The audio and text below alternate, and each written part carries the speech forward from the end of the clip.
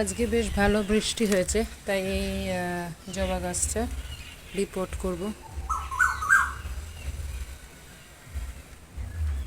গাছটা মোটামুটি ভালোভাবেই রেডি, তাই জন্য আমার খুব বেশি সমস্যা হবে না রিপোর্ট করতে, কারণ মাটিটাও তৈরি করে রেখেছিলাম এই 12 ইঞ্চি পটে।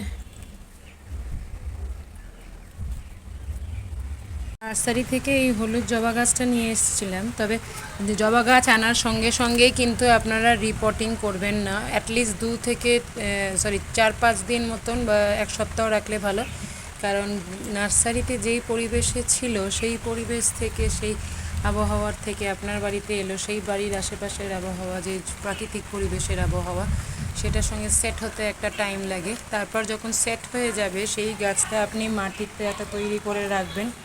এবং এই গোবর সারটা কিনে এনে রেখেছিলাম, এই গোবর সারটা মাটিতে তৈরি করাই ছিল আগে থেকে, সেই মাটিতে গোবর সারটা দিয়ে আবার একটু গোবর সার দিলাম, আগে থেকে মাটিটা তৈরি।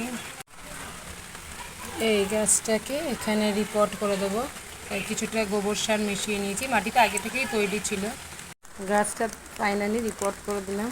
এবার এত বৃষ্টি হচ্ছে এখানে কলকাতায় যে একটু প্লাস্টিকটা দিয়ে কাভার আপ করলাম, বিকজ ওটাতে এমনিতে অনেক জল ছিল, তারপর হিউমিক অ্যাসিড দিয়েছি, প্লাস গাছটার মাটিটাও নরম হয়ে গেছে। তো ওটা রুটটার মধ্যে বারবার জল পড়লে গাছের ডালটা ফুলে পড়ে যাওয়ার চান্স আছে, তাই জন্য 2 দিন মতন থাক, তারপরে প্লাস্টিকটা আপনার খুলে নেবেন। Happy gardening.